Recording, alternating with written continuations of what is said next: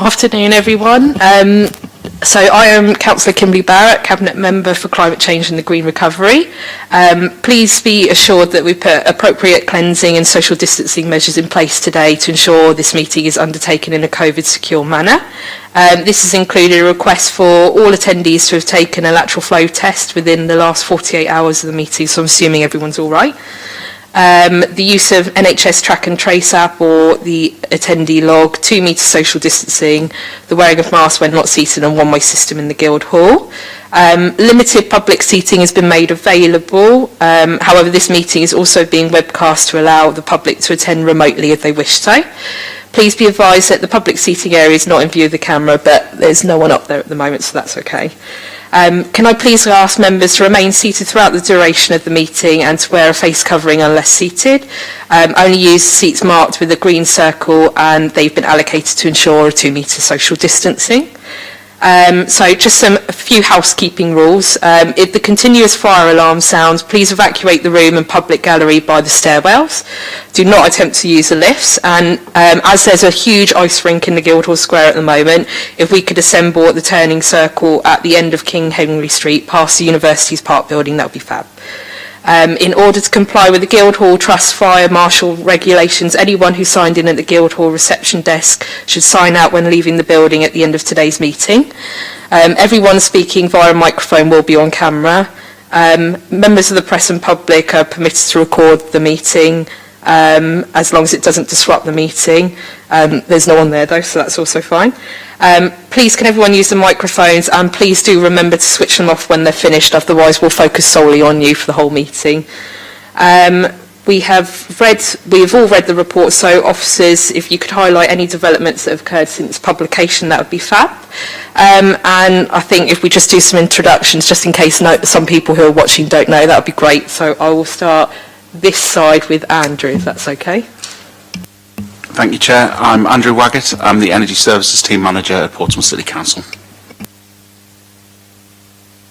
I'm Jane Didino, Local Democracy Officer. And Kelly Nash, Corporate Performance Manager. Councillor Charlotte Gerardo for Central Southsea. Councillor Robert Newcopner Ward. Councillor Gerald Jackson, Milton Ward. Perfect. So first of all on our agenda is apologies for any absence. Have we had anything at all? No, Chair. Thank you. So any declarations of interest from anybody at all? No. No. Perfect. Okay, then we'll just move on swiftly to the first report. So that's the Portsmouth City Council membership of the UK 100. I think Kelly, you're speaking on that, aren't you? Thank you, Councillor Barrett. Yep, just to introduce this very briefly. UK 100, as the report sets out, is a network of local government leaders, and it's an organisation that's come together to enable those leaders to have as most influence as they can really on agendas, and also access advocacy support to promote the agenda of local government. Lots of other benefits for it as well, for example, access to programmes for support and peer challenge across authorities. Portsmouth City Council was approached to join the network, which we've done so with enthusiasm really. The pledge that is attached sets out really what UK 100 is all about and what we as an organisation pledge to do in order to fulfil that membership. But the key issues are probably set out in paragraph 3.6 of the covering report, which says that the Council will act sooner than required by the government's requirements to make substantial progress in the next decade. That as a network, we will lobby for greater powers and funding to go further faster. That the Council will do everything it can within its power and influence to make reductions in greenhouse gas emissions, and that we will work with communities to build consensus around solutions. What we've pledged to do as part of this is obviously do annual reporting of data, and we will be working on how we'll do that in order to satisfy the requirements. And I think it's probably just worth saying that this picks up on our declaration of a climate emergency, which sets out our own local target, and that is reflected in the pledge. Thank you. Thanks very much for that, Kelly. I know I was really pleased that we signed up to this. You know, we have to acknowledge that we really need to be working quickly on this stuff. The government have set a timetable, but if we can push further faster, then let's just get on and do that. So yeah, thank you so much for that. I don't know if Charlotte or Rob, if you've got any questions or comments about this at all. Thank you, Chair. I welcome this, as I'm sure most of us do, and actually I think to Portsmouth City Council's credit and the members, I think that we have been pushing harder, faster than many other local authorities, and I think that's to our credit. The only question I had, perhaps, which is really for Kelly, and it's just because I'm sure that it's probably a simple answer to this. With regards to kind of like measuring, I suppose, across the whole council, just because it is so vast and with the changes of recent departments, portfolios, etc., how are we going to measure that we are actually doing what we're setting out to actually do? Yeah, you're absolutely right. In an organisation of our scale and complexity, it is pretty challenging. There are a number of existing frameworks and protocols for actually capturing these things, and what we're doing in the winter through to the next review of the strategy, which we'll talk about as part of one of the next reports, is actually identifying that framework for the authority and making sure that that's embedded through the organisation so that we actually do that capturing as a matter of course. So there's a plan to get there, and we'll be bringing that forward, I would have thought, probably at the next one of these meetings. Can't quite remember the date of it, but it may be ready for the next one of these, if not then the one following. But yeah, we're absolutely working on that because it is a really important part of actually knowing if we're taking impactful actions, is that we've actually got a baseline for which we can measure and track from. So yeah, absolutely. Any other questions or comments at the moment? No? Right. Well, obviously this is a notary report, so I just wanted to pass on thanks to the officers for getting us signed up for that. It's got some really good targets to make sure that we're hitting them, and we'll talk further in further reports coming forward to this meeting. So we'll move on to number 4, which is the Portsmouth Climate Festival, which is absolutely fantastic, but I'll pass back to Kelly again. Thank you. Sorry, me again. So this is just a brief information report which summarises some of the activity that took place as part of the first Portsmouth Climate Festival, which happened between the 22nd of October and the 12th of November. The format of the festival was very much an umbrella festival, so rather than being a series of commissioned events, it was events that came up really grassroots from the community and other organisations and were kind of banded together in a whole period of time to really celebrate and raise awareness of the climate issue within the city and the activities that people are undertaking. It was put together at quite short notice, and there were a number of reasons for that, including sort of some of the materials coming relatively late and just understanding what the wider programme was that we'd be fitting into. We were also quite successful at achieving some funding, again at reasonably short notice, that enabled us to put on a couple of events at no extra cost to those organisations, really. In terms of the organising organisations, that was Portsmouth City Council in partnership with Portsmouth University and the Climate Action Board, and they very much championed the festival throughout all their networks, contributed a lot of the events to that, and will obviously take a role now in going forward and evaluating the success of that and seeing if it's something we want to do again in future. In terms of that evaluation, there are going to be a whole load of things to look at in terms of what the reach of the festival was, were there things that we could have done to actually increase that reach if we sort of commissioned events more directly rather than looking at them bubbling up. Certainly, is there a geographic question to look at, because I think certainly a lot of the events were concentrated in the south of the city, and would we want to look at that something there again? Would that help if we had a more direct commissioning approach rather than just waiting for things to bubble up and we could sort of look at directing those? So quite a few things that we'd want to look at in the evaluation, but I think broadly the early feedback is there's certainly something that people have felt is a really positive thing, and I think there's a lot of appetite to look to how we would do something positive like that in the future. And I think now we've got a sort of really good baseline to work from, we could look at opportunities such as securing sponsorship to enable some of that direct commissioning activity as well. But yeah, I think it's been real success and real highlights, including the sort of adventures of the Florence, the Mermaid's Tears, which was a commissioned event, but obviously commissioned through the Arts Council, which again, something really important about that, different mediums that carried the message really, so the cultural stuff, the scientific stuff that came from the university, some things that would have real purchase for domestic homeowners, some things that were really targeted at young people, so that real reach, and I think that's something we definitely want to hold on to in anything that we go forward. So this is just a little information report highlighting we did it, there is an evaluation coming forward, and we would hope that in future we'll bring forward proposals for how we'll sustain this sort of format into the future. Thank you. Perfect, thank you. I know on a personal note, I went to a number of some of the events. I know, Charlotte, you held one as well, and I know a lot of people in the room went to a number of the events. So it was really, really good to see so many different organisations across the city, so many groups, community groups, Friends of the Earth, I know they held a walk. It was just really nice to see collaboration on that sort of scale. If we could do it bigger, grander, especially now that we have a lot more time to consider what we can do, I think that would be great, because it's something that is really important. People really enjoyed themselves, and as Kelly said, there were so many different things that you could do, whether it was talks, whether it was watching a film, whether it was taking part in a walk, and also the artistic side of things as well. I think it was just really good, and it was really nice to have that collaborative approach as well with the university. I know Andrew and his team put together an event quite short notice, which was really well attended, so congratulations to them. But congratulations to everyone, I think, really, who took part, because it was so successful.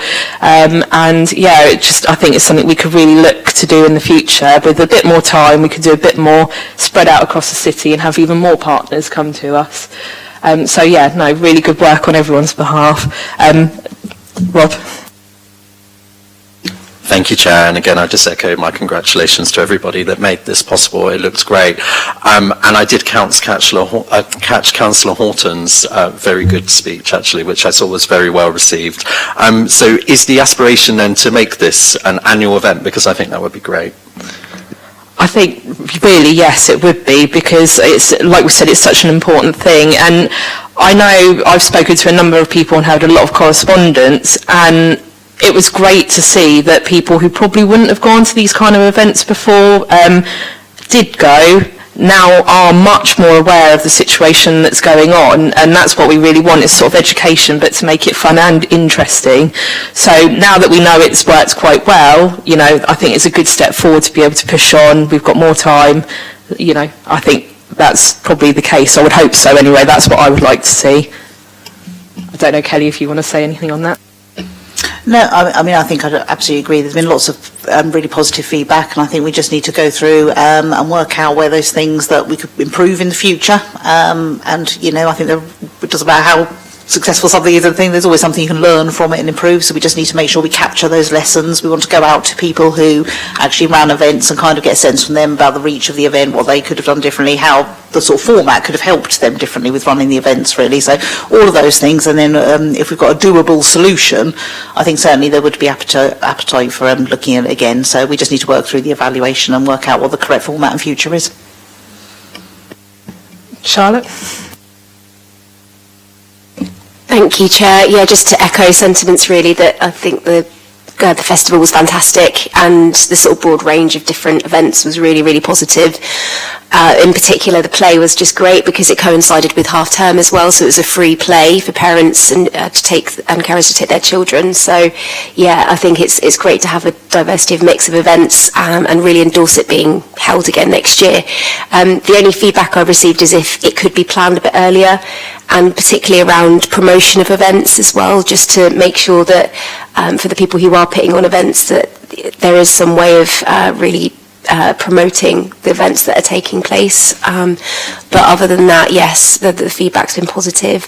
The only other feedback that we received, or members of this committee received, it was just about if there would be an evaluation that's being taken place. You've answered that question, and again, feedback was, could we hold the events in a more diverse range of locations, which again has been mentioned, and I completely agree with that, because with a lot of things it can be concentrated in the south of the city, so I think that's brilliant. Thank you. No, thank you. I mean, just to come back on the half-term point, we originally talked about holding the festival just through the days of COP, and then realised that actually by extending it a week before, it did pick up half-term and enabled some things to happen. And I think that's certainly a lesson we'd want to hold on to again, about how do we make sure that things are as accessible as possible. And again, think about how families can participate outside of schools, because otherwise we tend to sometimes default to events through schools, but actually some families really want to get involved in those together. So that was real learning from there. And absolutely, I think the geographic thing, in hindsight, I think a lot of things were driven into the south of the city simply because that's where some of the venues are. So the university was sort of using the lecture theatres, which is absolutely sensible, but what we probably didn't do was think of a counterbalance for there. And again, having seen that, I think we'll have a real opportunity to build a programme that works for the entire city next time, and that's something we're really positive about doing. Perfect, thank you. Any other questions at all? Or no, perfect. Okay, then we will now move on to the Portsmouth Carbon Maturity Assessment. So passing back to Kelly again. Yeah, I'm really sorry, it is me again. So this is just coming really for broader transparency purposes. It was a report that we received in October, I think it was, and it was not really commissioned. I couldn't say we were commissioned. We were invited to participate in a tool that was being developed, and we did so because we'll always take up opportunities to learn. And the report that is attached is kind of the output of that tool that was commissioned. So City Sciences are looking to develop an audit of local authorities, not emissions. It's absolutely not an audit of emissions, but it is an audit of kind of strategic development and identifying areas where there are strengths to build on, and also areas where maybe we might need to look and put a bit of attention to that. So I think there's probably a lot of interest across the city in just what informs our thinking around sort of strategic development, and so this report comes really as part of the transparency framework, letting you know some of the material that we're having in order to inform those, and also some really helpful recommendations I think that came out of it that we will absolutely use to inform the next review of the strategy. So that's looking to present back in February 2022, and obviously the key recommendations and findings there is that actually there's something around we're performing ahead of the peer group, which is always a helpful thing to know and get that validation. And I know again there's a lot of interest in how we compare with other authorities, so I think that's probably helpful context.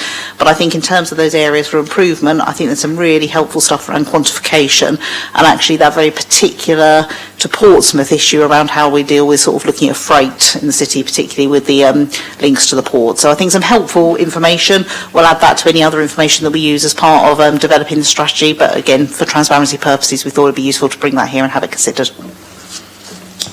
Perfect, thanks Kelly. I know when I sat in the meeting with yourself and City Sciences, it was great to see a company that are really enthusiastic and willing to help us. And whilst it's really good news to see that we are ahead of the curve, so to speak, it's also great to be able to pick up on what we need to do as a city and push forward with that. It's another target that we could set and look forward to doing that. Charlotte or Rob, I don't know if you've got any questions or points at all. Charlotte? Thank you, that's really kind. Thank you, Chair. I just had a few sort of points and questions, I guess. I wondered how this has sort of suggested improvements that the council could make sort of fits in with the motion that was passed at full council recently around decarbonisation, and in particular committing the council to a full citywide carbon audit. So I just wondered how those two audits sit together, and also what the sort of plan of action is regarding the motion that was recently passed. Also, I thought it was quite interesting because some of the areas for improvement, although obviously the report was very positive and it shows the excellent work of the council, so very grateful for all that's being done. What it does show is some of the sort of gaps that were highlighted in the motion that we presented to full council.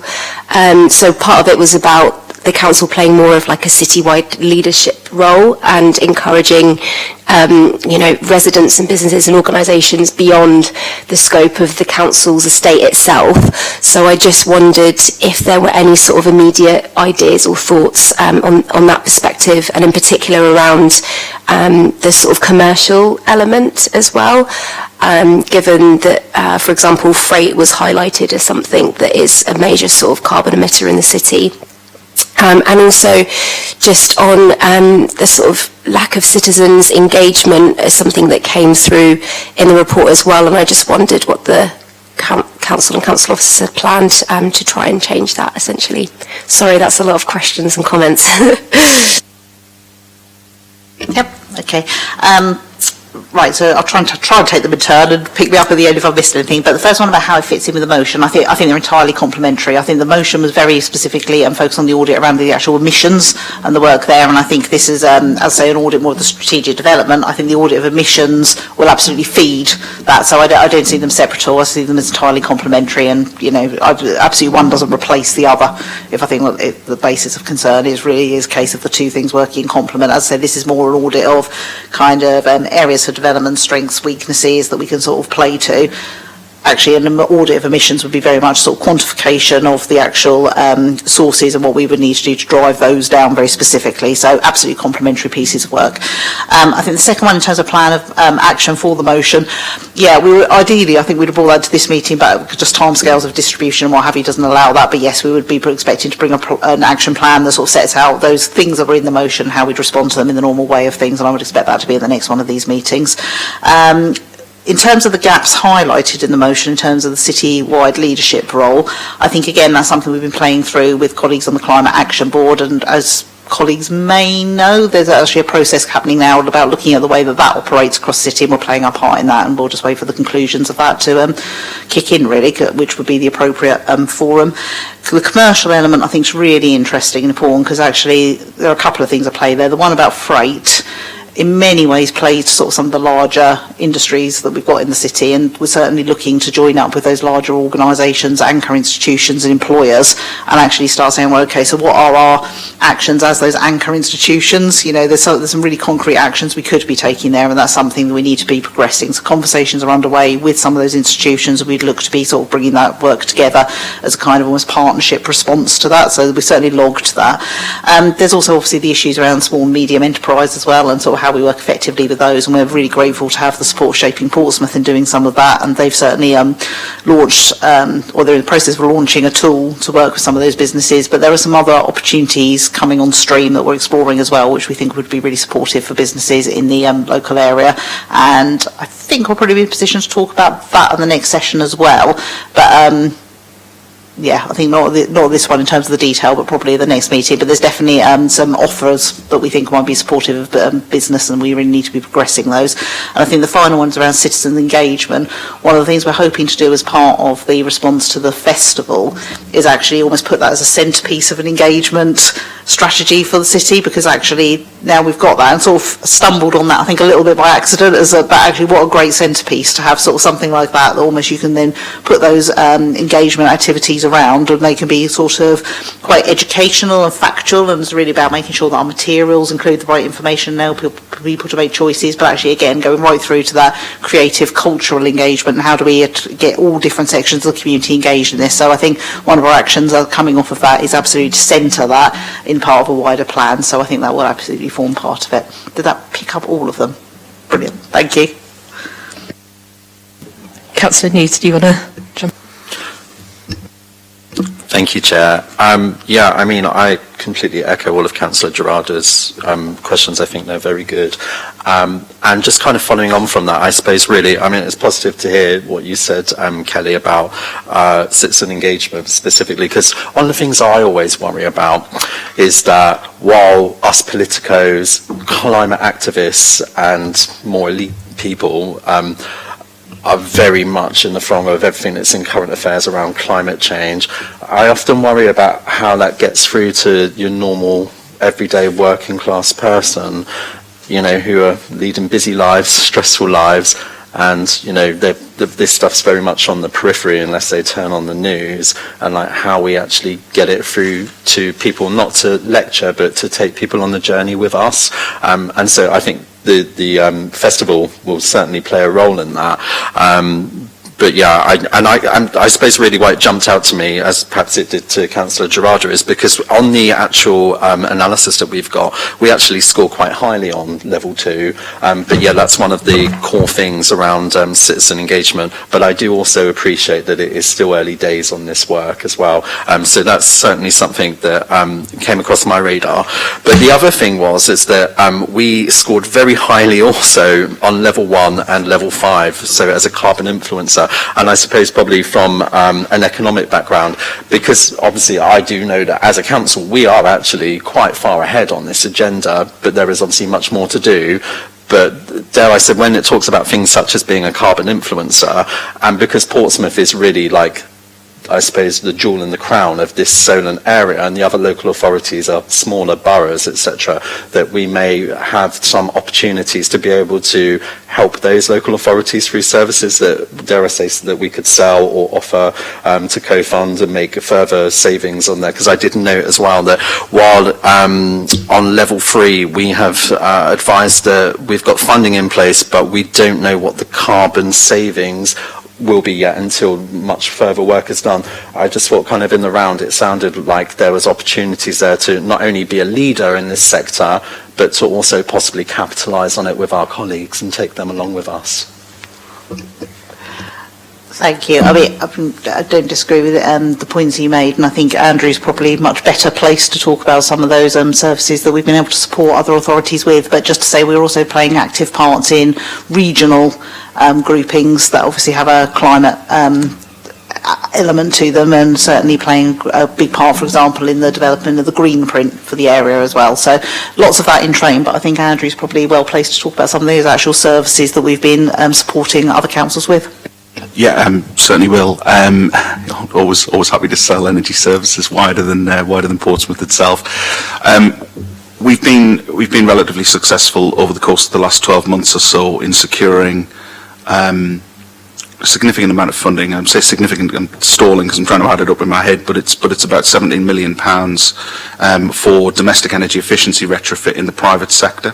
So that's not just for Portsmouth, but that's for Portsmouth and a consortium largely based around us in West Sussex and Hampshire and South Hampshire authorities. We may have some other good news coming in that space over the coming few weeks as well, which I'm not allowed to talk about at the moment. But we are trying to set that agenda, I think, particularly when it comes to domestic energy efficiency retrofit in the area. And we're actually working with a consortium of 20 authorities, 19 other local authorities, we're the 20th on that work.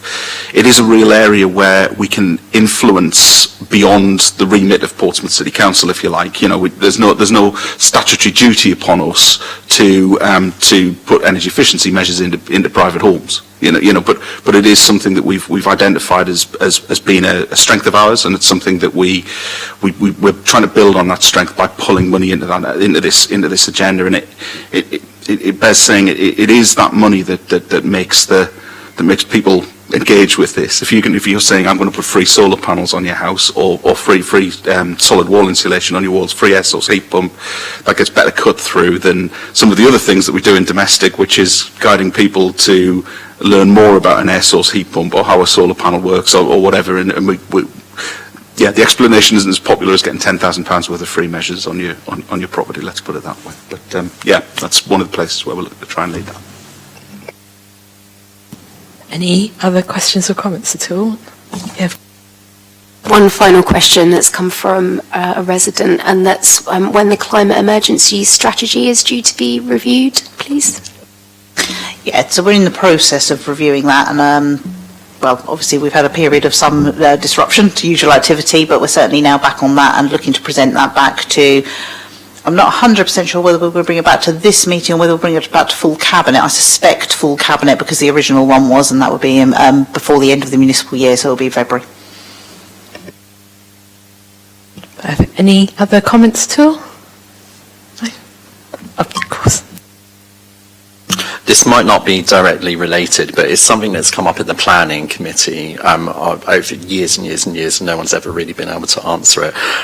But again, going back to level 5 of the analysis and what falls under this, where it talks about looking to tackle hard to decarbonise sectors, with like housing developers, etc., will that be something that we will be looking to actively encourage? Because I don't know, it strikes me recently a lot of the developments that we've seen are make a quick buck sort of, developments, which you can't really blame developers for that, but at the same time it's not really compatible with our vision for where we want to go in terms of decarbonisation, our climate agenda, and the emergency that the council has declared, and how we can get it to sync up. Because I think one of the problems that I'm sure Councillor Bowman-Jackson probably feels the same on as well, is that when you're considering a planning application, you have to pretty much determine it on what's presented in front of you and the existing framework. So I suppose what I'm asking is, will this work eventually lead on to changing our own special policies internally to provide a policy there which would look to change the hard to decarbonise sector of housing developments? Thank you, and I know this is something that exercises our planning colleagues. I'm really not best to talk to the technicalities of that, but what I will undertake to do is circulate a briefing note to this committee around how that is being fed into, if that's okay. Thank you. Brilliant. Any other questions at all? No. Well, thank you both for that. That was really informative and a good chat about that, so thank you. We will carry on pushing on with the targets that have been set and the comments made and come back to you and members of the public. So I think it's just really important with this kind of information that we make sure that it is shared with everybody. It's all our city. So yeah, and just keep everyone up to date with what we are actually doing. So that's great. So thank you very much for that. We'll move on next to the public sector decarbonisation scheme. So I'll hand over to Andrew. Thank you. Thank you, Chair. This report's an information report regarding the public sector decarbonisation scheme, or PSDS as I'll call it. This funding came from the Department of Business, Energy and Industrial Strategy through their finance arm called Salix Finance. Portsmouth City Council bid for just under £1.9 million worth of funding in January of this year to enable works that wouldn't have happened otherwise, essentially, for energy efficiency purposes.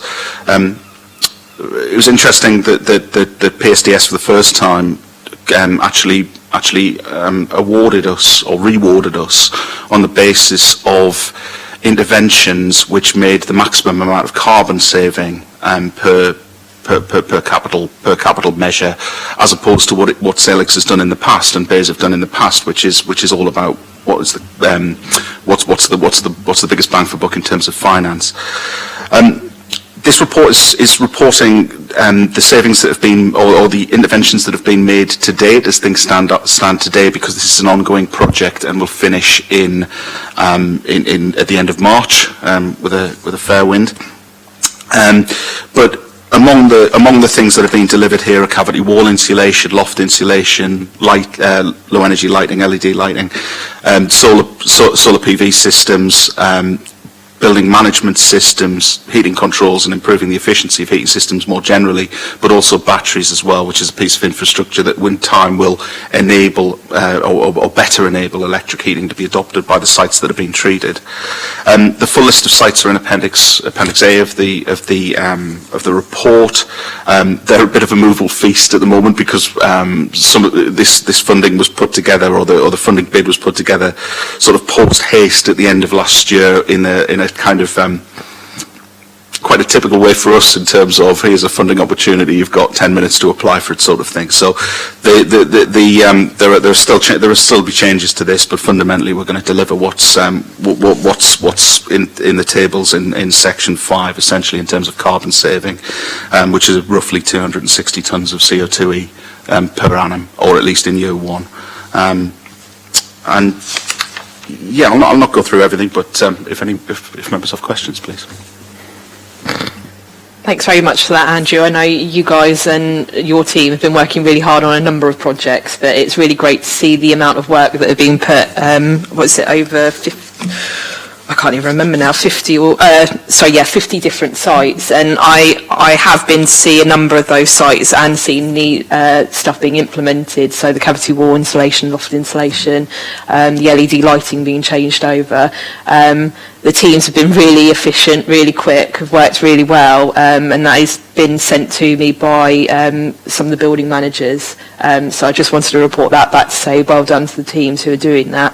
But it's great to see that we are pushing forward with this stuff, and the fact that we your team keeps getting awarded all these grants and things, I think is a really good thing to talk about, is a really good thing to acknowledge, because we are leading in this industry, and we are pushing forward to make sure that our buildings, we are trying to get them as best as possible. So huge thank you to your team for that. And yeah, it's, these measures have to be put in by the end of March next year. They're already going forward, and I think it's just a great start to what we can do for the city and to save as much carbon as possible. It's just one of those stepping stones that we're jumping on at the moment. So really good work. But any questions or comments at all at the moment? No. Charlotte, do you want to say something? Thank you, Chair. Just a question about the jobs. Is there any possibility you could provide a bit more detail about the jobs as an outcome of the project? Certainly try.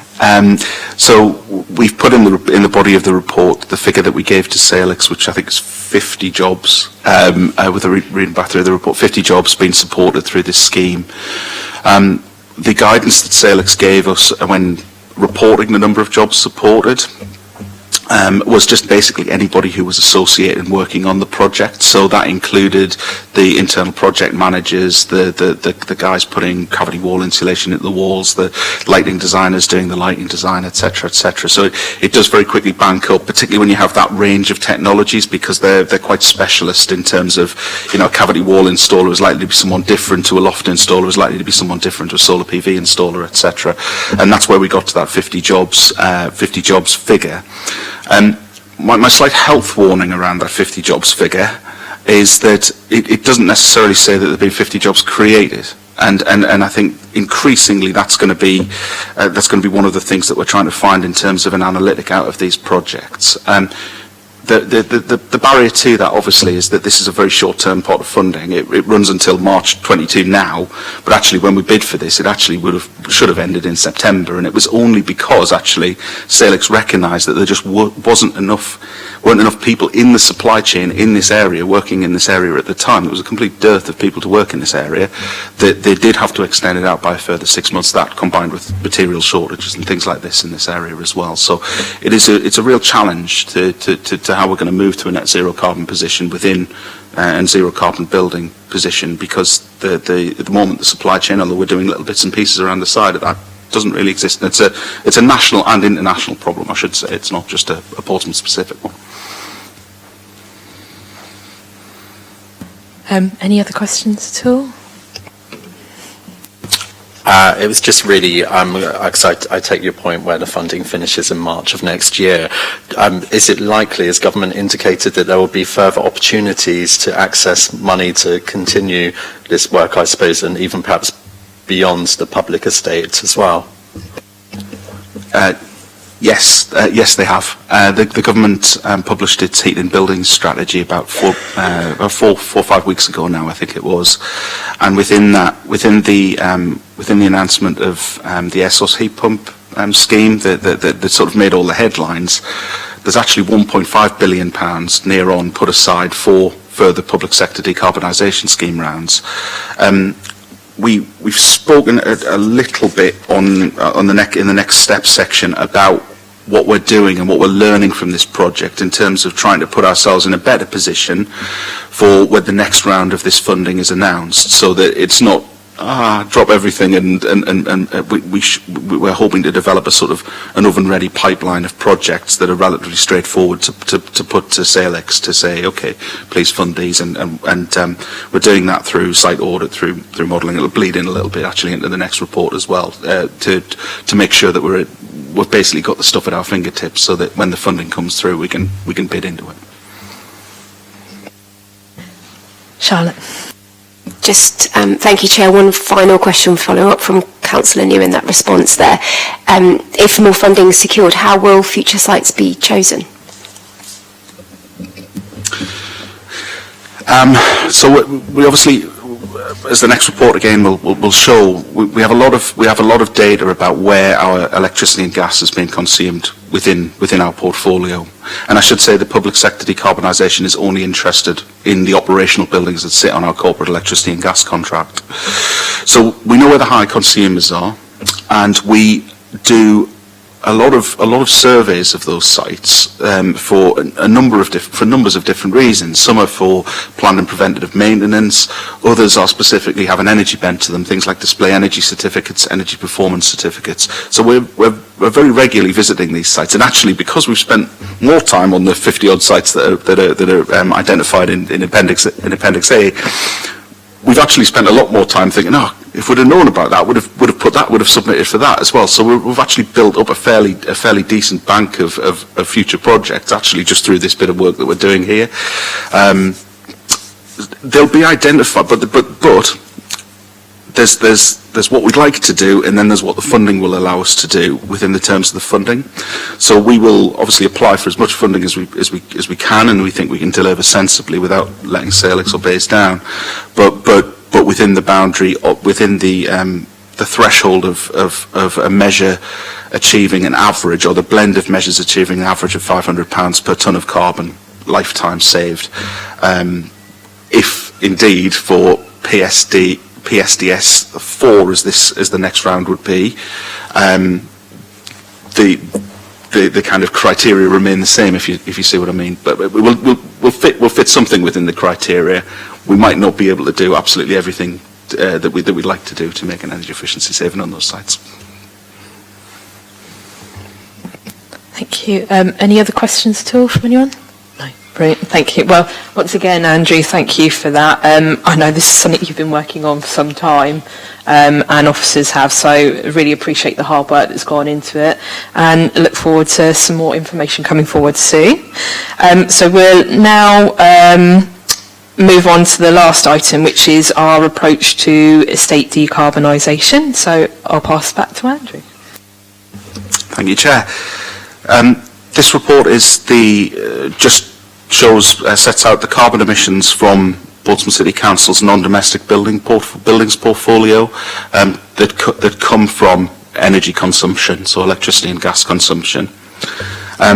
They show the baseline of where we were in 2010 to 2011 and where we've got to in the last reporting year, which is 2020-21. They also, within the body of the report, there's also a projection for some of the projects that we are absolutely solidly know about. So the key ones of those being the PV, solar PV and battery storage work at the Portsmouth International Port and at Lakeside North Harbour, as well as some of the other things that we're doing actually under the PSDS scheme and some of the things that we're aware of. It also looks at that digression in terms of or that reduction in terms of the carbon emissions, and tries to articulate some of the interventions that have already been made within the sites. The key takeaway, I suppose, from it is that although Portsmouth City Council's emissions are from electricity and gas are fairly enormous, there are 5 sites, or five MPANs, I suppose. Five sites is probably the right term, where sort of two thirds of our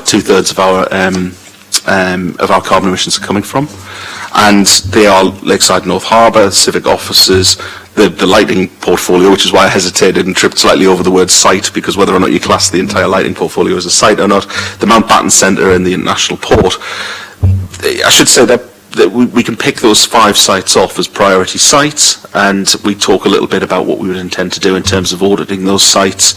In the graph in section 3.31, there is non-domestic other.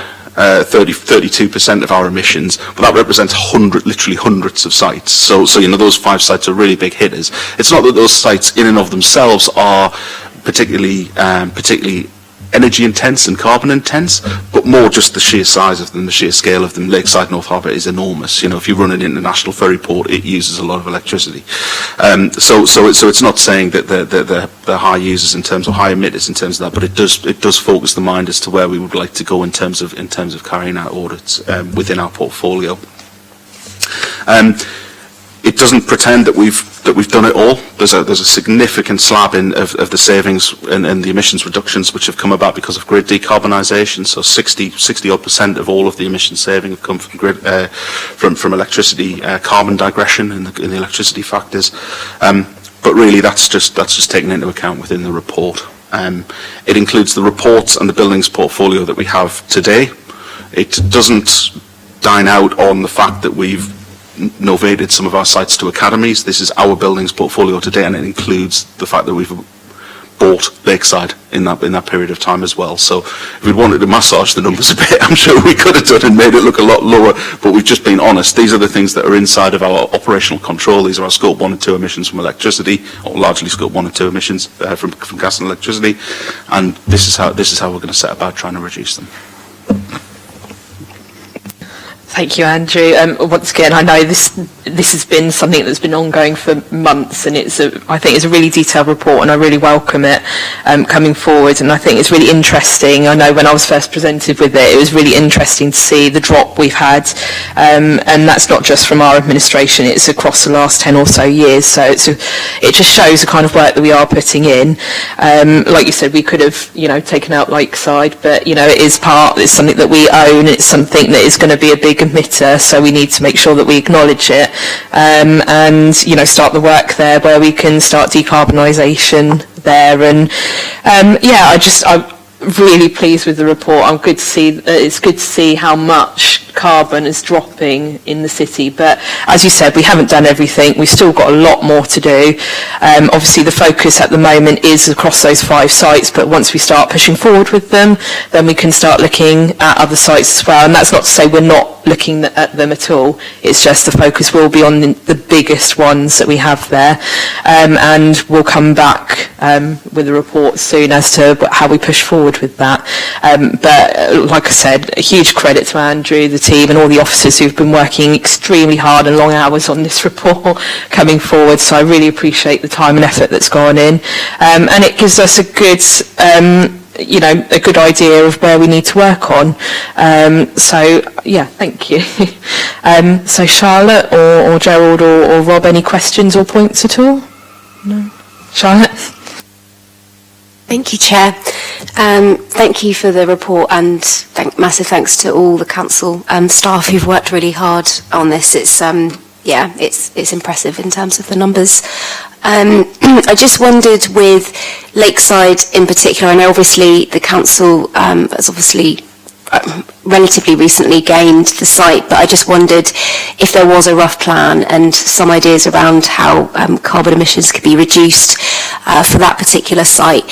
And also obviously the sort of energy outputs is one thing, and I know that's the main focus, but another sort of big citywide contributing factor to carbon emissions is around transport and how people get to these sites, because unfortunately some of them, like Lakeside in particular, they are in places that aren't amazingly connected, and a lot of people drive to them. There's lots of traffic and congestion there. So I just wondered if there were any sort of plans in place around the sort of transport links and the emissions to get to and from as well. Thank you. Yeah, there are. I should say we've tried to tie quite a tight ribbon around this one in terms of what it is talking about and it isn't talking about. So this is talking about electricity and gas usage. It's not talking about transport, but obviously I'll pick up on that. There is in terms of plan for Lakeside, I think we've got a significant project there which involves solar and battery storage and electric vehicle charging at the site as well, which will include roof mount solar and also solar canopies across some of the car park areas, of which there's obviously whole football fields worth of car parking at Lakeside. We've actually already put in some electric vehicle charging at Lakeside, which sort of is inside of that project, but outside of that project, if you see what I mean, because there was a demand from the tenants, and we're doing some work with the tenants at the moment to understand what demand there's going to be now and in the future for electric vehicle charging at that site as well. In terms of a wider plan, really this sets out that we're pointing at Lakeside and saying we really need a better plan as to what we do there. There are some clear opportunities that I can see with my own eyes of just walking around that site where we can make interventions that will make significant carbon reduction savings. But I think we'll probably bring that back to you, if that's all right, in terms of that more detailed audit, which will set forward a range of interventions that we can make, and also highlight some of the some of the cost of doing that as well, actually, frankly, because it's a big site and it could potentially require big investment to get there. In terms of the transport work that we're doing, I can talk really on an energy services team level, and when we're putting in solar, we're increasingly installing electric vehicle charging alongside those sites. Lakeside being a key example of that, but also the work that we did at Port Royal Street Depot and Paulsgrove Housing Office as well in the early part of this year. We're also doing some work as well, which came to the cabinet. I think it was was it this month? No, it must have been last month or earlier this month, talking about rapid electric vehicle charging. But the team's also engaged in the on-street electric vehicle charging as well. You're right. The people drive to those sites, and they need facilities within those sites to be able to enable electric vehicle charging. And I think we're going in a lot more with that in mind now when we're looking to do this stuff, and also installing batteries and things like that to balance those loads as well, so we can use the solar from the roof. It doesn't have to instantaneously be used either by the electric vehicle charger or the site, but you can put batteries in there, and you can balance those loads that are going on there, if that makes sense. But we'll certainly start teasing some of that stuff out. I don't know if you want to say a bit about transport, Kelly. Yeah, I mean, we've had this exact conversation, haven't we? Because when you said you tried to tie a ribbon around it, that's kind of exactly what we've tried to do with it. Because how do you eat the elephant? Chunk by chunk, really. And what we've tried to do is say that all of the work around transport and other sources as well actually will have their place within the overall strategy. What we're trying to say is within each of those, while we're making the links at this level, we need to chunk it down operationally to actually make the differences into areas of work that firstly are sort of manageable and sensible, and I think the rationale around actually tackling those 5 big hitters absolutely has a high impact bent to it. But actually also, how do we line it up with, for example, really pragmatically, where there's a funding source that enables some of this to accelerate. So what we're trying to do is put it into manageable packages of work, but at the same time then tying it all back up at the strategic level. So we are absolutely making those links, as Andrew says, across the transport elements of those, around we might need to be looking at supply chain issues as well related to it, and all other sorts of supply as well, because energy is one part of what we do, but as you absolutely pick up, there are loads of other things we need to be looking at as well.